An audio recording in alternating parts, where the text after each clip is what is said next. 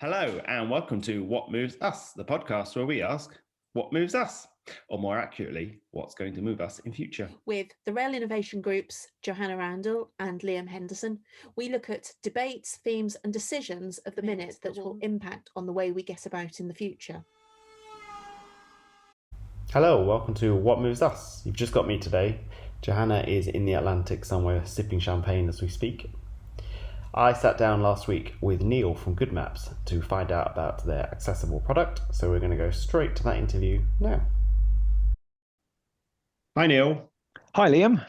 How are you doing today? All is very good, thank you very much. And for yourself? I am very good, drinking some tea right now. So it is Thursday morning, 23rd of March, and I'll give you a second to introduce yourself in future in a minute. But we met in Euston Station a couple of weeks ago, and I was fascinated by GoodMaps and what you were doing. So I wanted to grab you and have a conversation and ask you more about it. So tell us about yourself and where you come from. So I am Neil Barnfather. I'm the Chief Commercial Officer at GoodMaps, based obviously in the UK. It's a US organization where it's based from. And we provide indoor navigation technologies similar to what you expect from a Google Maps or an Apple Maps product. But crucially, we work indoors. No infrastructure, no hardware, no beacons, no Wi-Fi fingerprinting, nothing that might mess around with the aesthetics of an environment, rapid to deploy, and we allow people to easily, simplistically, and hassle-free navigate an indoor environment, such as a railway station, where indeed we met. We did a cold Euston Station. So I have a lot of questions to come on to. You should probably guess a lot of them. So first of all, how is it that you were doing this for Network Rail? So Network Rail is a really interesting sort of partner. They've been incredibly good to us and been very proactive at launching ahead with the technology, which has been wonderful. The journey really began back with TransPennine Express a few years back. They were the first UK TOC to adopt the technology. I've always been admiring of their attitude and approach to the whole thing. They were very much of the view of thinking big, if you will. They wanted to improve passenger experience and to really look at what's beyond just the train. We tend to look at improvements in the industry and in the sector as more comfortable seats, air conditioning, PowerPoints at the table, and so forth, onboard Wi-Fi. But we don't do very much about the station environment. And we often negate the fact of, before someone can go and get on the train, they need to pass through a station. And indeed, obviously at the other end. So in TransPennine's case, they were very interested in one of our core USPs, if you will, is that we're fully accessible. So I myself am blind, and I can use the product, and I can now navigate station environments or indeed anywhere where GoodMaps is deployed effectively with my guide dog or my cane without the need to get in Rails context passenger assist, which is literally mind-blowing. I cannot explain to you how fundamentally game-changing that is. So TransPennine, they deployed initially at 3 stations, and then said, oh, actually, we want the whole of that line done. And then within probably a short year after that, they finished the rest of their routes, which is wonderful. And from TransPennine, we were obviously connected into other train operating companies. Very good, very warmly received, but not really necessarily the key uptake that we had wanted. Fortunately, Network Rail really saw that, well, at the end of the day, most journeys either end at a terminus station or start at one and then end up in these sort of more provincial locations, that perhaps TransPennine serve. So the Northwest and Central branch of Network Rail went ahead and mapped the whole of their 4 stations. So that's Liverpool Lime Street, Manchester Piccadilly, Birmingham New Street, and London Euston, where the 2 of us met. And they've just been fantastically good at adopting technology. That we're all very used to things that are out there to solve accessibility needs, be that tactile paving, assisted passenger assistant travel, and so forth. But they're very on the ground. They're, if you're looking for a 21st century streamlined piece of kit that can really make an immediate difference, going digital is the way to go. And they've been incredibly proactive as a partner at looking at it from that point of view. That is encouraging to hear, and also probably surprising to some of our listeners. So tell us a bit of a, sorry. Yes, we met at Euston and we did a little walkthrough. So tell us sort of a use case of the product. So I think for this, you realistically need to break it down into a couple of key demographics. Person arrives at a train station, they're in a hurry, they're not familiar with the station, and they just want to get in. They realize they've got 8 minutes to go to the station, to the train departing, and they just need to get to that platform fast. If you're unfamiliar with that environment, it can be daunting. There might be a few thousand people in the dwell areas on the main concourse and so forth. You're desperately looking for signs and so forth. It's just, really overwhelming to a lot of people. And this is not factoring any form of disability in any context whatsoever. They're just big and overwhelming. So if you imagine the person who's just in a hurry and just wants to know they're going in the right direction and get them to that thing, that's one use case. The obvious other example that sort of fits into that sort of similar space is you've arrived at a train station, you've got to maybe change to another train, or indeed, again, our first example, but instead of only having 8 minutes to go, they realize they've got 14 minutes. They're not totally sure if they've got enough time for a coffee or to go and get a sandwich or visit the bathroom, etc.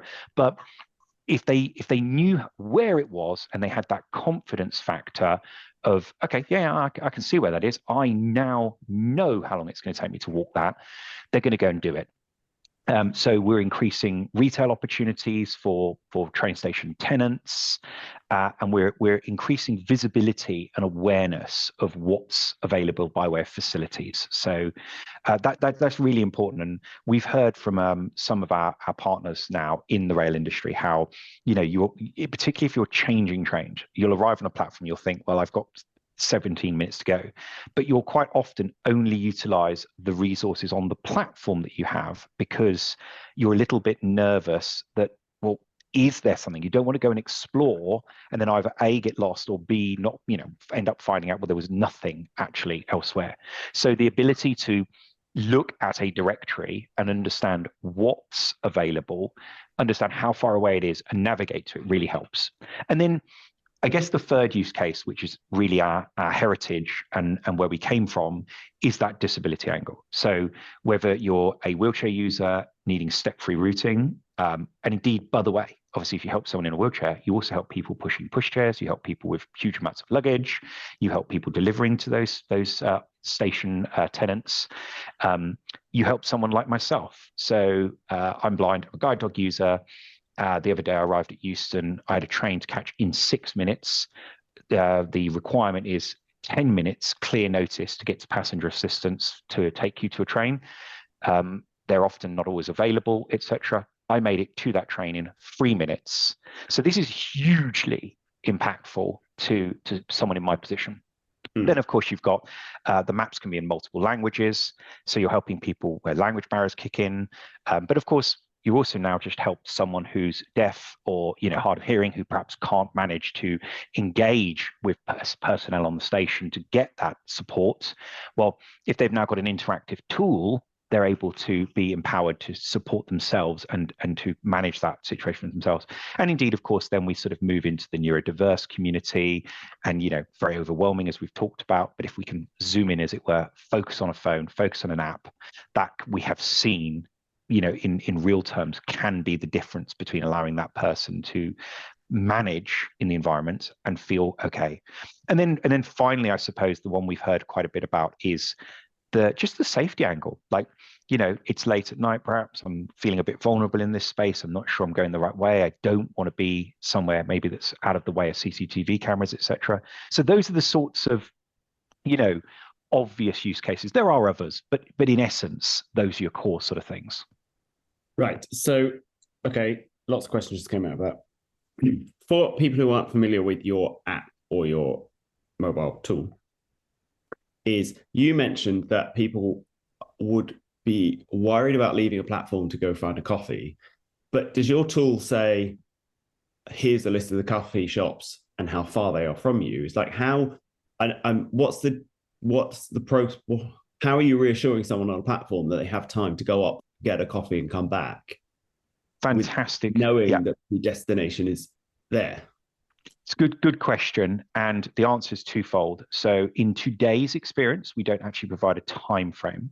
So I'm going to give you an A and a B answer. So today we don't give you an actual time frame. However, I think that we have seen, so it's an anecdotal answer, but we have seen firsthand the notion that the person probably has a vague familiarity with they can visually assess the scope and scale of a station environment.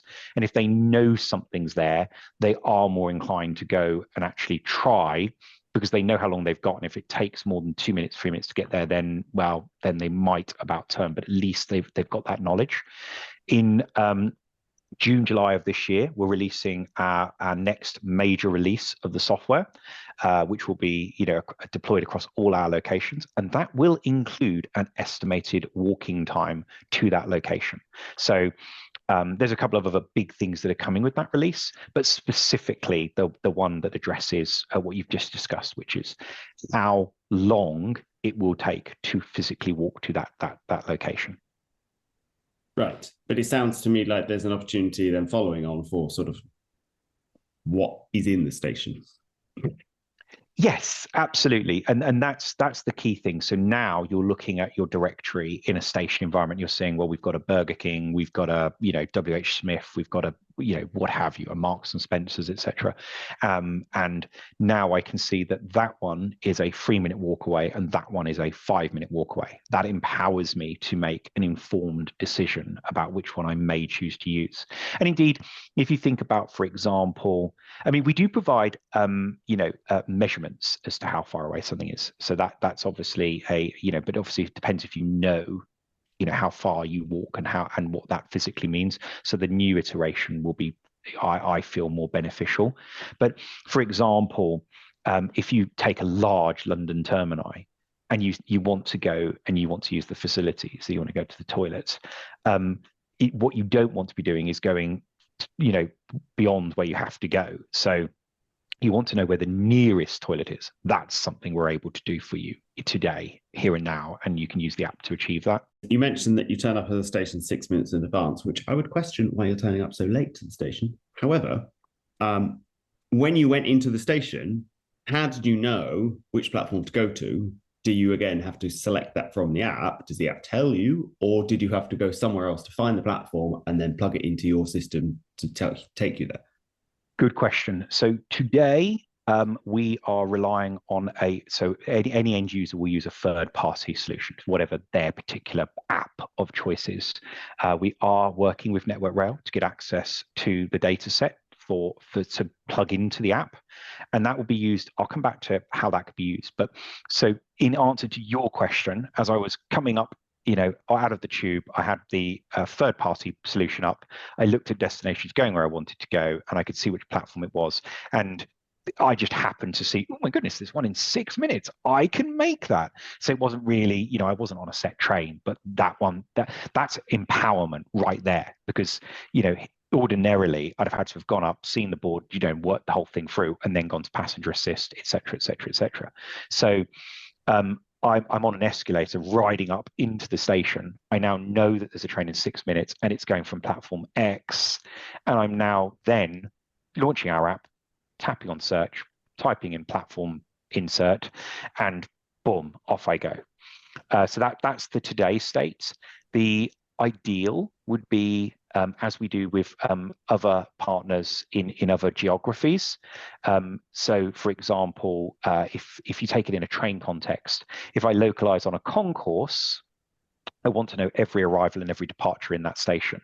But if I localize on platform 2, I'm only interested in arrivals and departures from platform 2. So that's the sort of thing you'd be then able to do. And indeed, an extension of that would be things like, okay, what if I've bought my train ticket and I've got a reserved seat?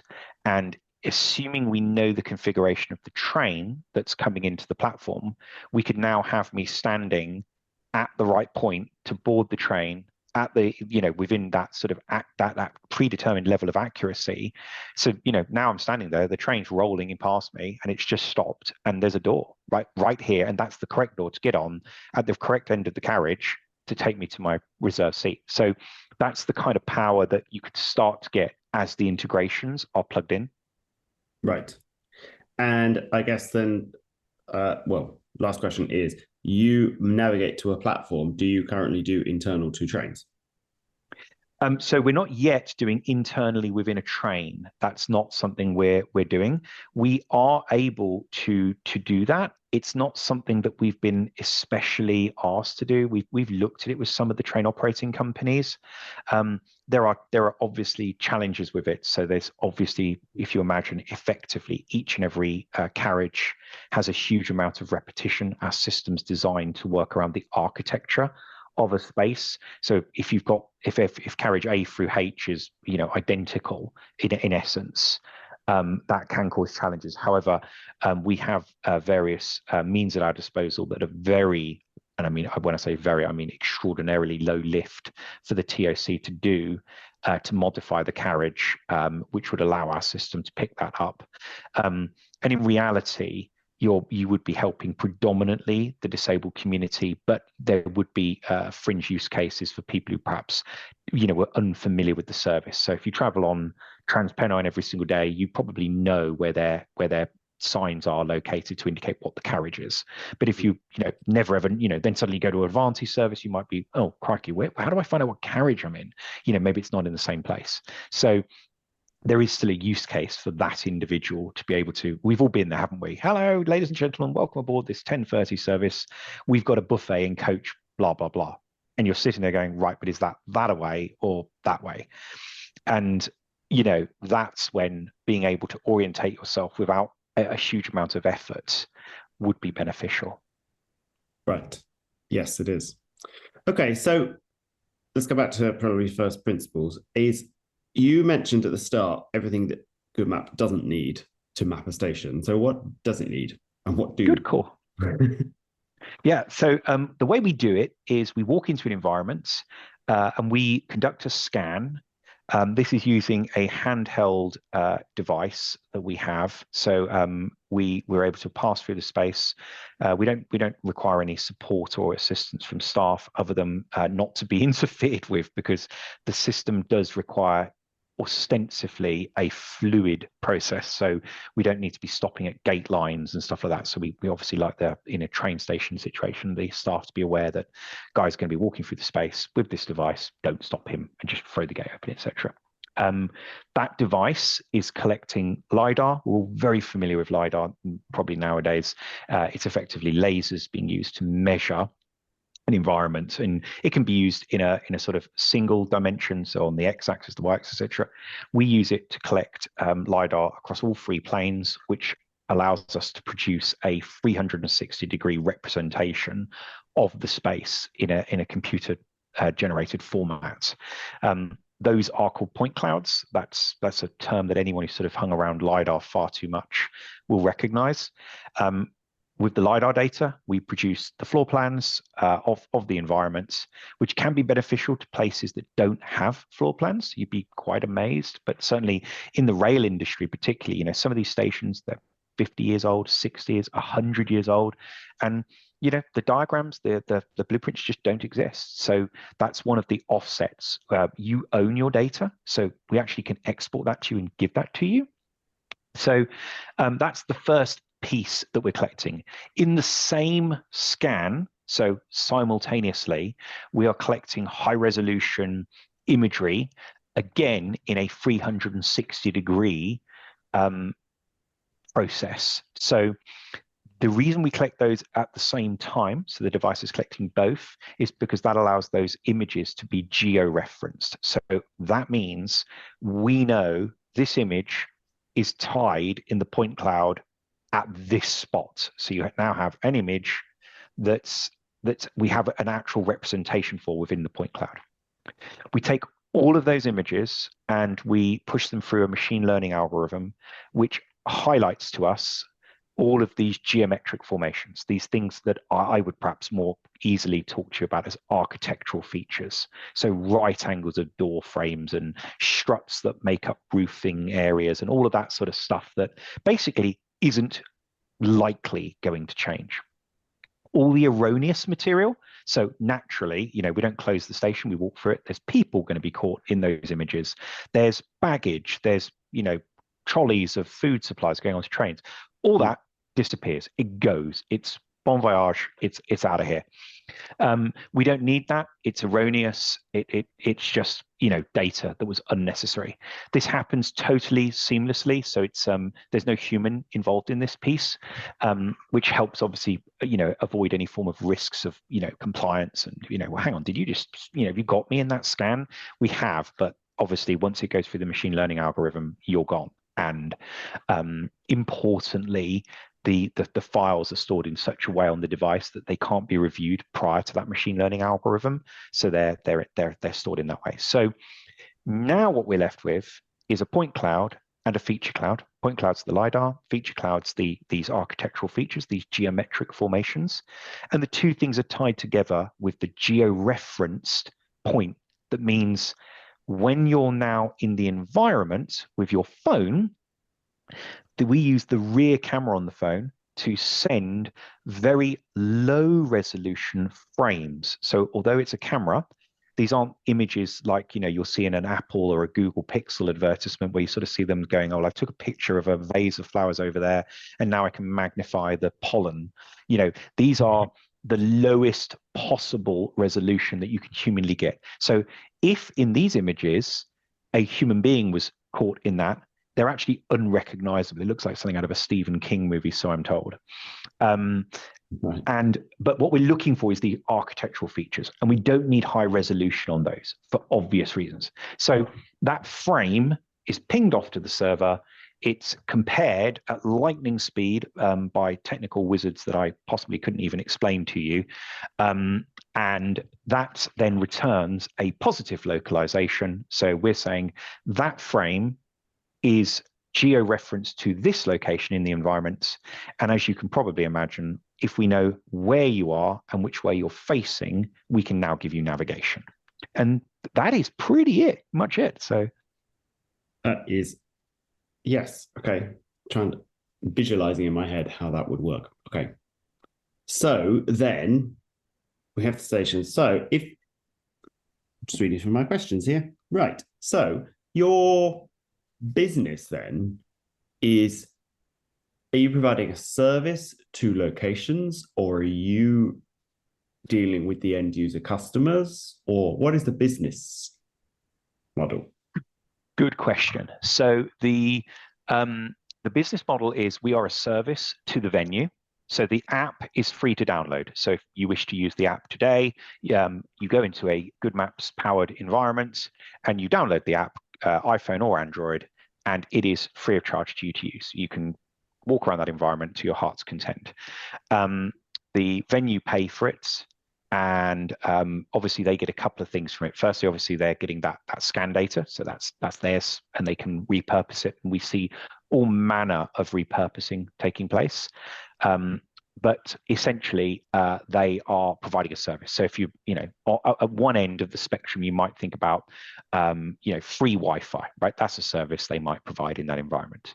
And indeed, signage as a very analog way of producing and assisting with wayfinding is one way that an environment helps move their customers and people around in their space. They might have another way, which is, we've got a great big stack of A4 printouts of the space, and you walk in and they'll say, oh, you're here, and they do a little cross, they draw a line saying you need to go here, and then you take your A4 sheet of paper, very lacking in environmentally friendliness and not desperately helpful to a person. So the model to the business is they pay for that, and it's seen as a service that they're offering to really enhance the experience. We're all used to smart technologies that really improve and enhance the way you interact with a space, and this is very much how our customers see it. They're enhancing the experience that they're offering in the rail.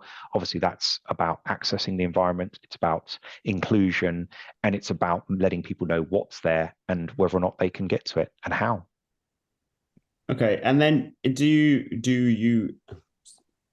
your customers report that they have been able to commit less resource to passenger assist type things if people are able to do these small journeys themselves?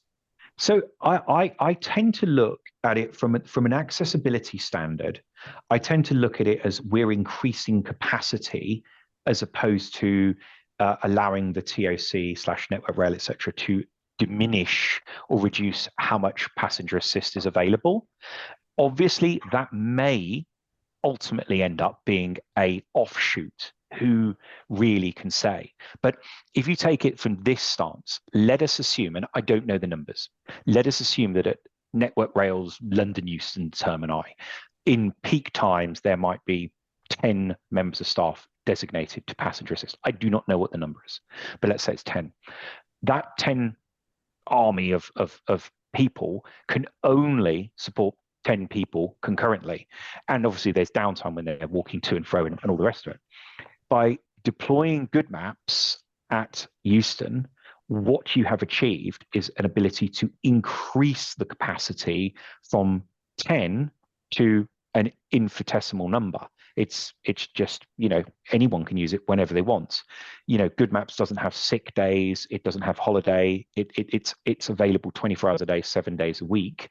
But I don't see it as and we certainly don't position ourselves as you can now reduce that 10 down to 8 or down to 7.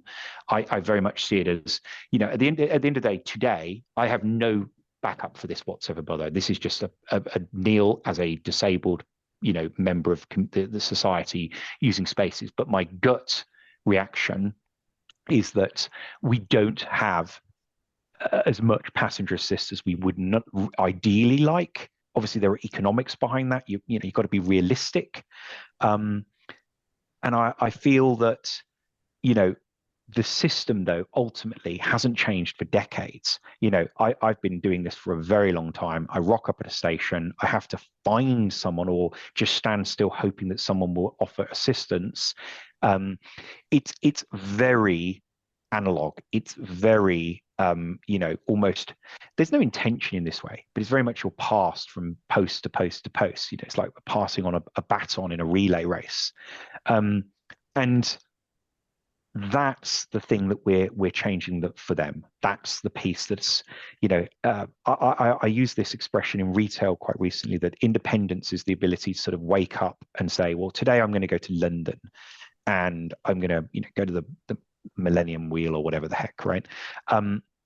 Autonomy is the ability that layers on top of that says I can go when I want under my own terms, and I don't have to tell anyone or ask a soul for help in doing that. And that's what the rail industry is acquiring in doing this sort of deployment. Right. That is a very positive message then. Okay, so just to finish up then, I'm sure I probably had many, many more questions, but I've written so many notes. So as a blind person experiencing transport and also having this product now, where else would you like to get your hands on to map the other environment? Absolutely. So if we pretend for a second more rail stations isn't the blindingly obvious answer to that, because at the moment I can start my journey at Euston, but I can't end it where I wish to go, or you know what I mean, and so forth. And there are many stations that we want to have that ability. Aviation is the obvious next one. I am green with envy when I hear my American blind compadre talking about being able to go through the 5-6 airports now we've got mapped in the US. And so aviation, that really allows for that complete trip. The idea that I could rock up at Paddington, for example, and then hop on the Heathrow Express and then go through security, check in, blah, blah, blah, to my gate, that is the golden ticket. Outside of transport directly, healthcare really, really struggles with this business because obviously, you rock up particularly as a disabled person. If you're visiting family, you're not the patient, therefore they do not have a function to support family members through the hospital by way of porter service. So you're literally on your own. You're relying on human kindness. So healthcare would be a natural, obvious other location. And realistically, retail, shopping malls. Where I live, we have a retail mall near us, 267, the last time I looked, stores in that location. I know where 4 of them are and what those 4 are. I know what other ones exist in there, by and large, but I have absolutely no idea how to get to them. And if you think about the power of the spending power of the disabled community alone, that is just preposterous to think that those retail outlets are missing out on my spend simply because I don't know how to get into them. I mean, it's just mind-blowing. Yeah. So those are my obvious, retail, healthcare, and broader uptake. I mean, we could go further. I mean, you look at academia. Like, how do you access a university campus if you are profoundly disabled in some fashion? And this goes into employment. We have a huge amount of employers on board where they've got office building mapped. And I'm mind blown every single time at office providers and corporate environments saying to us, why would we not do this? Like, we want to have a rich and diverse employee base. And if our employees can't even get into our building for our interview, let alone once we say yes, then navigate to the toilets or to the canteen or whatever, how on earth do we expect them to say, I want to work for you? So employers deploying this sort of stuff in their corporate facilities, we've seen a huge uptake in that space. Wow. Yes, it does sound blindingly obvious when you point it out like that. Yes. Okay. So you told us that something that a version is coming out in June. What else is coming up? So I think the most exciting updates will be the 3-dimensional map that we'll be bringing in. So at the moment, the interface, because of heritage, because of our legacy, is predominantly aimed at supporting someone who's got a disability. It's visual impairment predominantly. Obviously, it does support, because of the contrast situations, other communities, but quite specifically, it wasn't designed for a razzmatazz and a wow, that's something to be beholden by from a visual perspective. So that's what's coming. The 3D map, that's really exciting.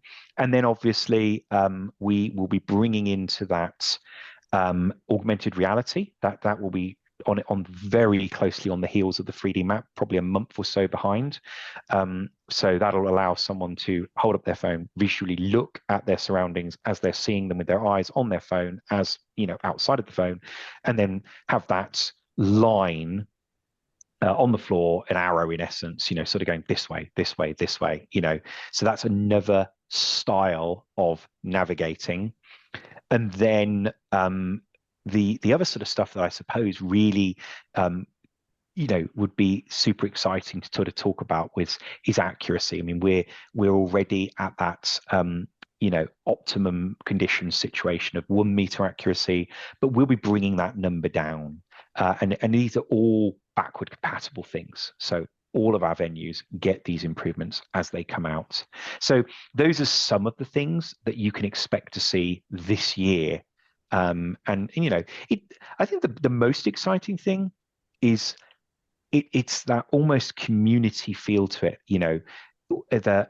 The end user is having that one app that they're using in an Asda retail environment, at a TransPennine Express train station, at a Network Rail termini, at their employer, in a shopping mall, at a university. And so it becomes that ubiquitous solution that you already know how to use. You just, and off you go. Wow. Okay. Vision for the future. Brilliant. Thanks for that. Yes, I have a page full of notes and actions to do. So yes, thank you very much for that. It's fascinating. And good luck. Thank you very much for having me to talk to you today. Thank you. See you later. Thanks for listening to another episode of What Moves Us. We hope we moved you. For more episodes, you'll definitely want to subscribe to our channel. Until next time.